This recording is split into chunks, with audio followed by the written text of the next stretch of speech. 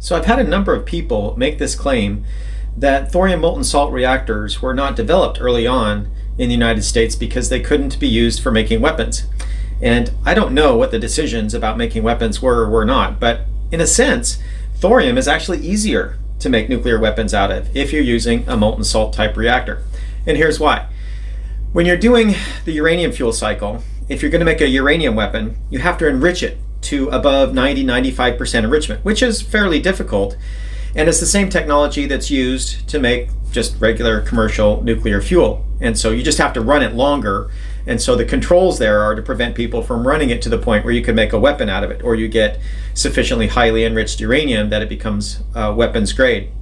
If you're still using that cycle to do a plutonium weapon, then you've got to reprocess the fuel. And the problem with that is that if the fuel's been burnt for a long time, like in a regular civil nuclear reactor, then you don't get weapons grade plutonium. The plutonium is normally going to be plutonium-239, which is what you want if you're going to make a weapon. But if you burn it in a reactor, it gets activated, absorbs multiple neutrons, and becomes plutonium-240, which is not fissile, and then plutonium-241, which is, and then plutonium-242, which is not. And so if you burn it for too long, the plutonium is reactor grade. It's not really very good for nuclear weapons. And what's different with the thorium fuel cycle is that when you activate the thorium, it activates into protactinium-233 and then decays down into uranium-233, which is fissile.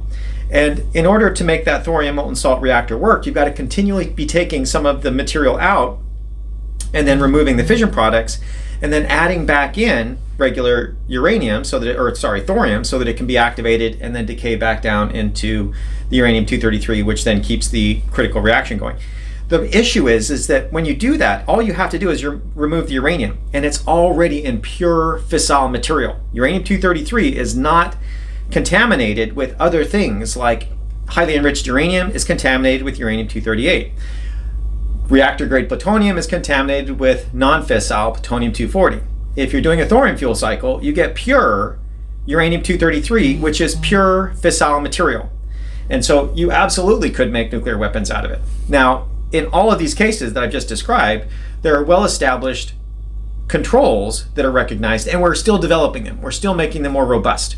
These new reactor designs that we're coming out with, we're desirous to make these not just proliferation prohibitive, but to make them actually proliferation impossible. That's the goal. I don't know if we'll ever get there, but that's certainly what we're working for. So hopefully this helps. I don't know where this myth came from, but you can make nuclear weapons out of a thorium fuel cycle. I hope that helps. We'll see. Thanks for the question. Have a good day. Bye.